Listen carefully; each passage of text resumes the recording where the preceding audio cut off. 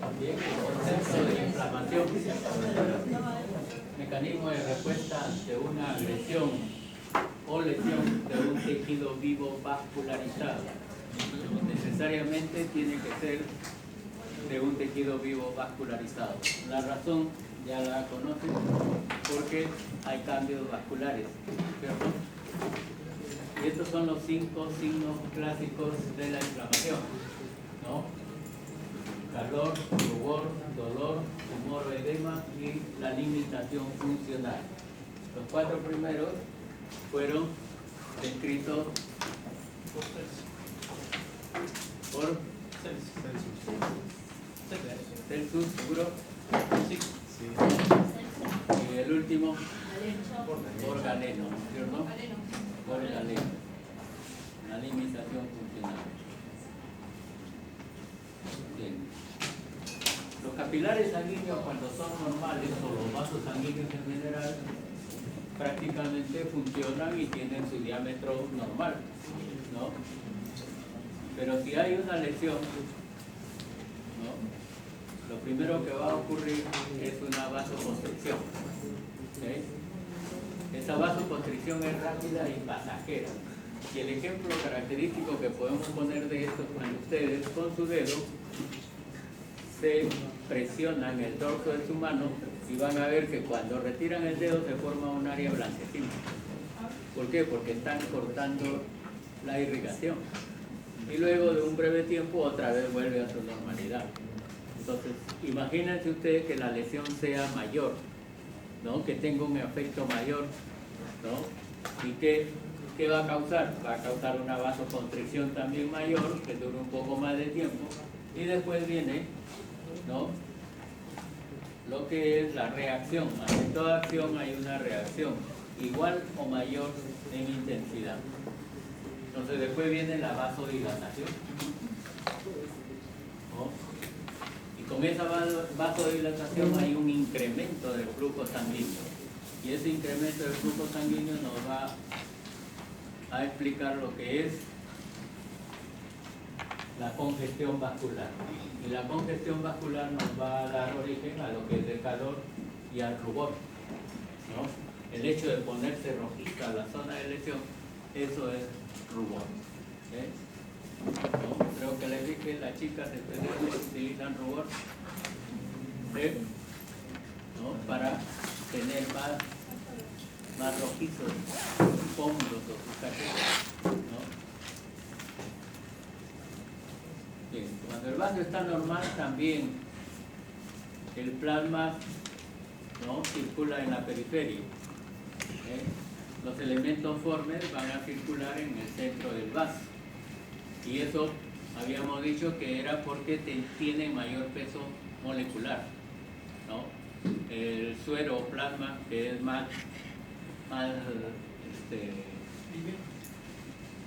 menos denso, ¿no?, va a circular en la periferia.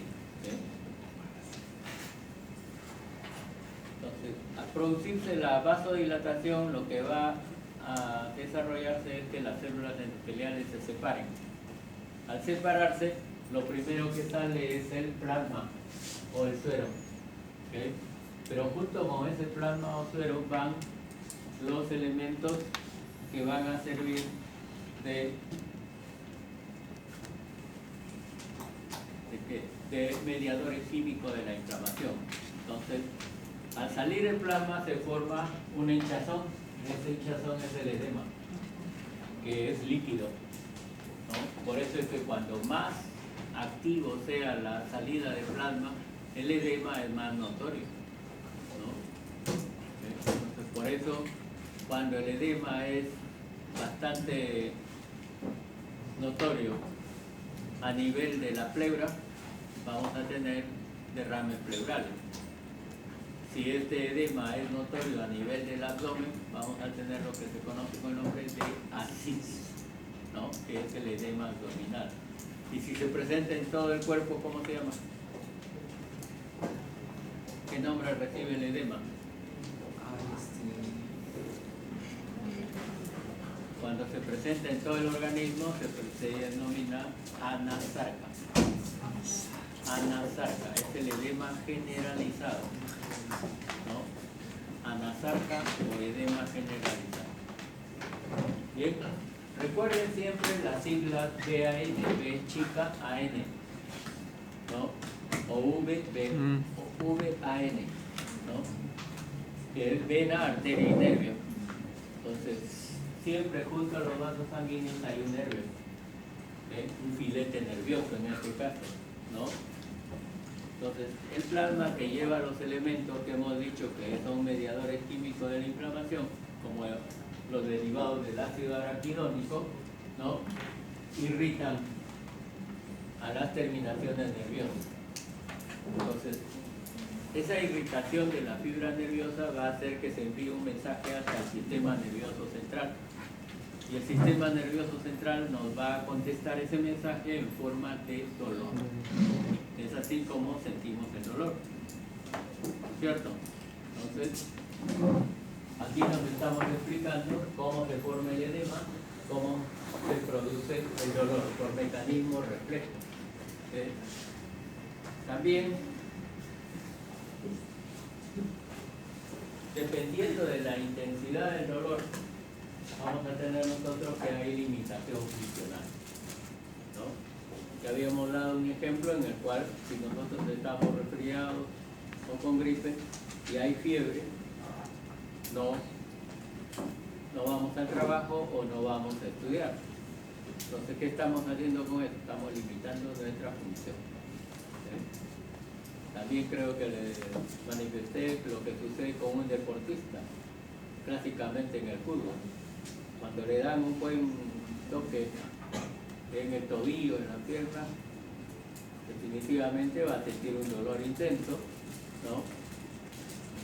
Y muchas veces ese planchazo, como mencionamos, ¿no? Puede ser demasiado intenso, que puede causarle fractura. Entonces ya no va a poder jugar ese futbolista, ¿no? Si es fractura, un mes por lo menos se para, está limitando su función. ¿Okay? Entonces eso es característico, la limitación funcional como parte de los signos clásicos de la inflamación. En su texto van a tener ustedes este esquema en el cual se menciona el vaso sanguíneo, los elementos de la sangre que intervienen en la inflamación. Pero no solamente los elementos de la sangre, también los elementos del tejido conectivo van a formar parte de este proceso inflamatorio, ¿no? Nosotros hemos mencionado que lo primero que funciona o que activa es el leucocito polimorfo nuclear, ¿no? Que tiene varios segmentos de su núcleo, ¿no? Característico en la reacción inflamatoria aguda, ¿no? Luego van a intervenir los que tienen un solo núcleo, linfocitos y monocitos. El monocito, recuerden que es el macrófago de la sangre, ¿no? Y tiene por finalidad, ¿no?, fagocitar los elementos extraños en él. Luego van a tener el eosinófilo y el basófilo. Los eosinófilos, que sabemos están en poca cantidad en nuestra sangre circulante, y los basófilos menos todavía, ¿no? Pero pueden incrementarse dependiendo del proceso inflamatorio o infeccioso, ¿no? Sabemos que los eosinófilos aumentan cuando hay procesos alérgicos y cuando hay parasitosis, ¿no? En estos dos casos pueden incrementarse los eosinófilos. Y los basófilos también pueden aumentar, pero en casos de reacciones inmunológicas específicas, ¿no? Entonces, todos estos elementos tienen sus características. ¿Las plaquetas van a intervenir o no en la inflamación? Claro que sí, las plaquetas también van a intervenir, no solamente intervienen en lo que es el factor de coagulación, ¿no?, sino también en la producción de fibrina específicamente, ¿no? Por eso es que hay reacciones fibrinoides, ¿okay?, en estos procesos inflamatorios, ¿okay? Eso es en relación a los elementos sanguíneos y a los vasos. ¿Y cómo interviene el tejido conectivo? Vamos a tener células del tejido conectivo, por ejemplo, el mastocito. ¿Okay? ¿Cómo va a intervenir el mastocito? ¿Qué produce? Histamina, ¿no? Entonces, ¿la histamina qué va a provocar? ¿Cómo? Ayuda a lo que es la vasodilatación, pero también incrementa la secreción de la secreción mucosa. Incrementa la secreción mucosa. Si no, cada vez que tenemos gripe, se incrementa nuestros estornudos y junto con el estornudo una secreción nasal bastante notoria, ¿no es cierto? ¿Qué hacemos? ¿Qué tomamos? Antihistamínicos, algo que nos baje la acción de la histamina. Algunos son reacios a poder recetar antihistamínicos, porque dicen que en un proceso gripal esto es normal. Dejemos que nuestro organismo reaccione, pero a veces es molestoso, ¿no es cierto? Estar con tanta secreción. Entonces se toma siempre el antihistamínico.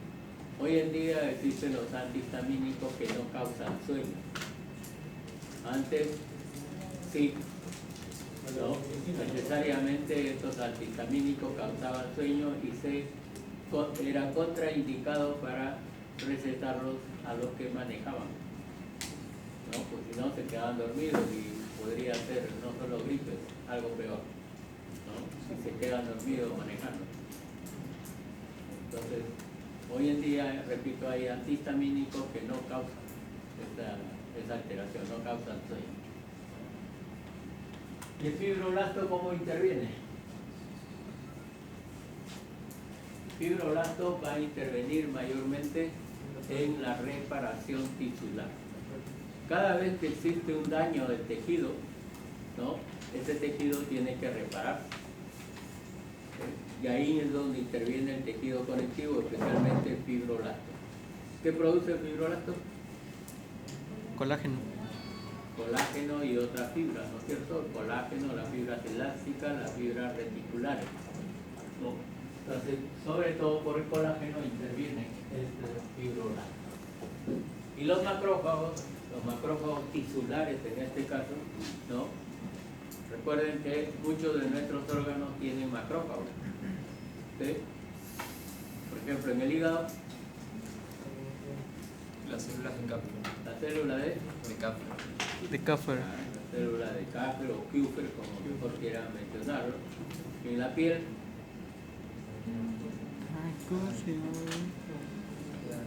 la célula de Langerhans, De Langerhans. la piel, ¿no? En el hueso,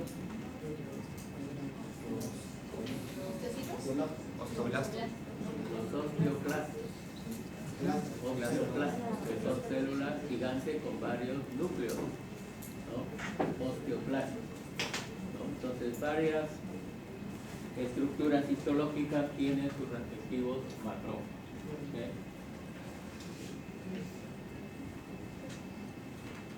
Acá tienen ustedes la versión de los leucocitos, las características, cómo podemos reconocerlos. Los neutrófilos segmentados que están en el número 1. En el número 2 vamos a tener un eosinófilo, aunque no se ven bien los gránulos, tiene gránulos rojizos, pero su núcleo es así, es un núcleo en alforja. Solamente le falta la barra que une ambos núcleos, ¿no? Y algunos le llaman así, de esa forma, el clásico leucocito con núcleos en alforja, ¿no? Cuando salieron los Wolman le decían es el clásico Wolman, es el leucocito, ¿no? También tiene esa forma. Luego tienen ustedes un leucocito que tiene gránulos morados, bastante intensos, que a veces rebasa el citoplasma, que es el basófilo, ¿no? Luego tienen el monocito con sus clásicos núcleos riñonados y además es el leucocito más grande, ¿no? Y el linfocito, que es el leucocito más pequeño, con el núcleo que ocupa casi toda la estructura del citoplasma. ¿Qué tienen en común estas dos células? Los dos últimos. Un sistema inmunitario. ¿Qué tienen en común? Tamaño no es. ¿Ah? Son agranulocitos. Agranulocitos, bueno, los dos son agranulocitos, no tienen gránulos, pero ¿cómo dices? Un solo núcleo, ¿cierto? Ah, El tamaño no es. Los dos son agranulocitos. En común tienen un solo núcleo, a pesar de que uno es más grande que el otro, pero es uno solo. Y esos son los elementos leucocitarios que forman los clásicos mononucleares. Los que están en la parte superior son los polimorfos nucleares. ¿Okay? O neutrófilos, sobre todo el primero. Bien. ¿Por qué tenemos que hablar de los leucocitos? Porque en el proceso inflamatorio se produce lo que es el mecanismo de acción leucocitaria. ¿Okay? Y este mecanismo de acción leucocitaria siempre tenemos en cuenta que en un vaso normal los leucocitos están en el centro del vaso. ¿Okay? Y para defender a nuestro organismo, esos leucocitos tienen que salir del vaso, ¿no? Entonces, ¿qué van a realizar? Realizan una serie de mecanismos que se conocen con el nombre de mecanismos de acción leucocitaria, ¿no? Entonces, al haber una agresión, ¿no?, va a haber las características de defensa del organismo por parte de estos leucocitos. Primero, por rodamiento se van a acercar al borde, ¿no? Se acercan al borde y van a dar origen a lo que se conoce con el nombre de marginación leucocitaria. ¿Sí? Luego, después de la marginación, se adhieren a la pared del vaso. ¿Sí? Se van a adherir a la pared del vaso y se agrupan varios de esos leucocitos, que además dan una característica como si fuese las baldosas de un piso, se pavimenta, ¿no? Dan esa clásica imagen, pavimentación y lo que es la adherencia leucocitaria. Pero acuérdense que el leucocito tiene la propiedad de atravesar la pared de los vasos mediante diapedesis. la diapedesis, ¿no es cierto? Mediante la diapedesis. ¿Sí? Pero también aprovecha el momento en el cual se separan las células endoteliales y eso favorece la diapedesis.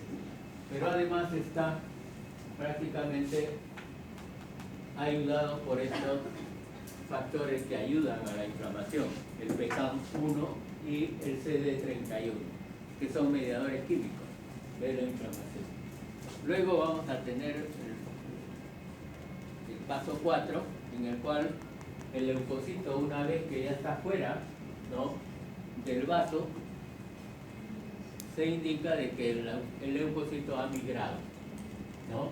Uno migra cuando sale de su lugar de origen. Entonces igual el leucocito sale de donde estaba en el interior del vaso y pasa al exterior, y por eso se le denomina así migración leucocitaria. ¿Qué va a suceder después de esta migración leucocitaria? Estos pasos, ¿no?, del 2 hasta el 4, también tiene la acción de estos mediadores, las integrinas. La integrina, que es específicamente el PKAM1, también quimioquinas o quimiosinas y selectinas P y F, son mediadores químicos para este proceso.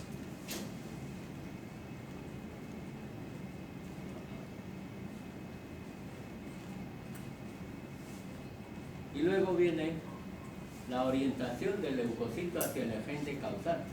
Reconoce al agente causal como un elemento extraño y se acerca al agente extraño para fagocitar, ¿no? Y ese proceso de acercarse al agente extraño lo conocemos con el nombre de quimiotaxis. ¿Okay?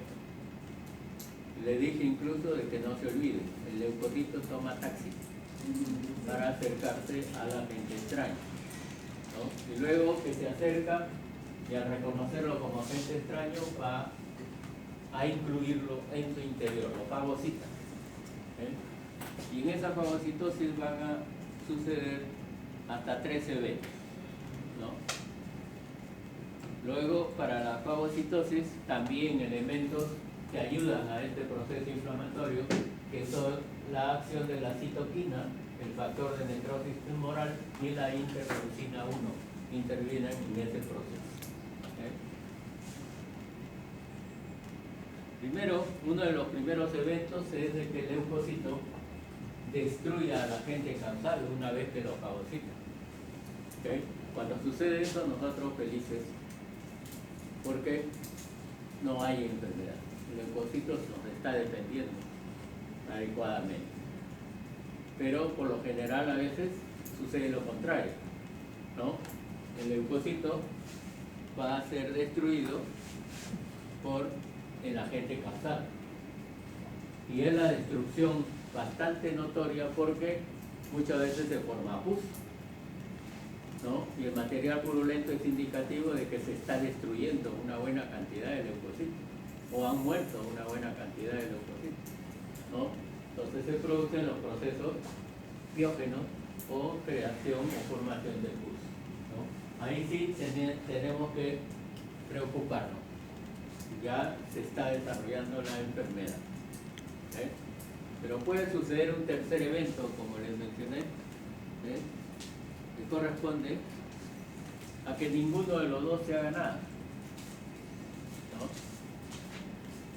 Y eso sucede en los casos de parasitosis, cuando hay una simbiosis entre el agente causal y el leucocito, que ninguno se hace daño, más bien conviven, es la clásica convivencia, para que ninguno de los dos se destruya.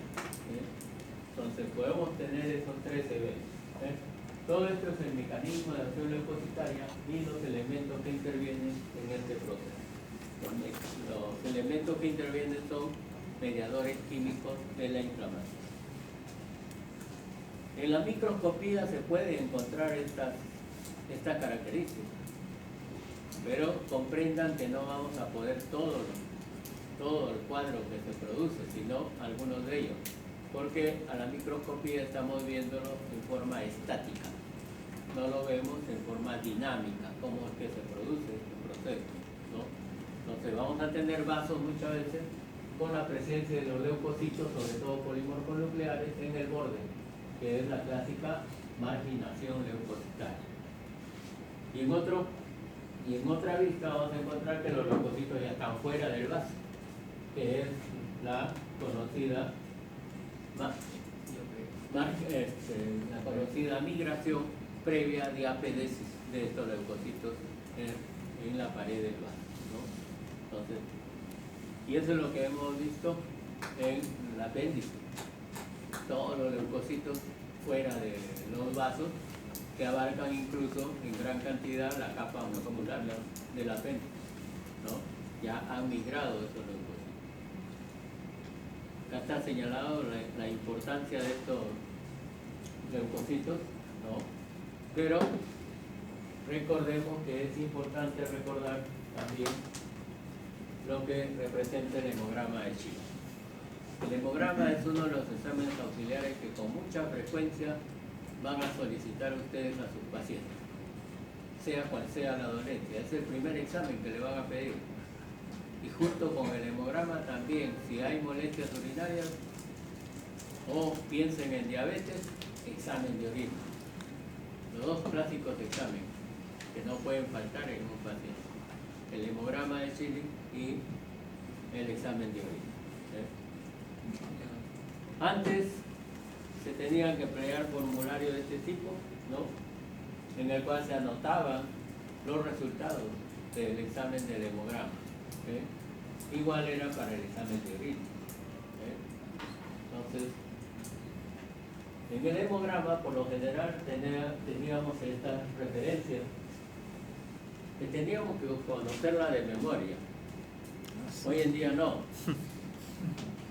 ¿Sí? Hoy en día, cuando le dan el resultado del hemograma, viene con los valores normales ya bien anotados ahí junto con el resultado del paciente.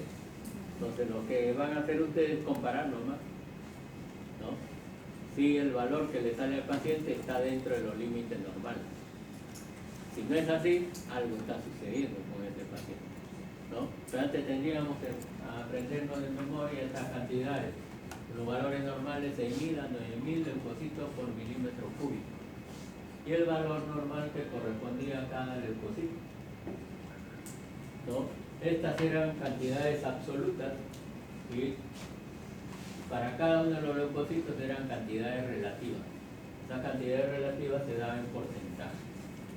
¿Por qué razón cree que se da en porcentaje? Hasta hoy en día se hace, aunque lo saca la máquina, pero necesariamente el tecnólogo o el médico laboratorista tiene que confirmar esos hallazgos en la lámina del hemograma. ¿Por qué razón? Porque a la máquina se le puede pasar la presencia de un leucocito inmaduro. ¿Qué leucocito inmaduro conocen?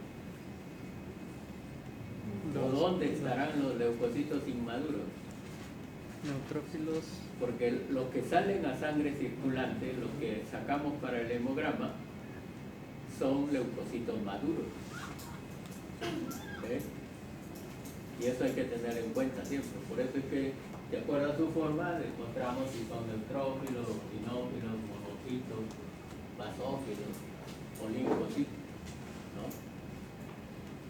Entonces, ¿por qué estas cantidades se dan en porcentaje?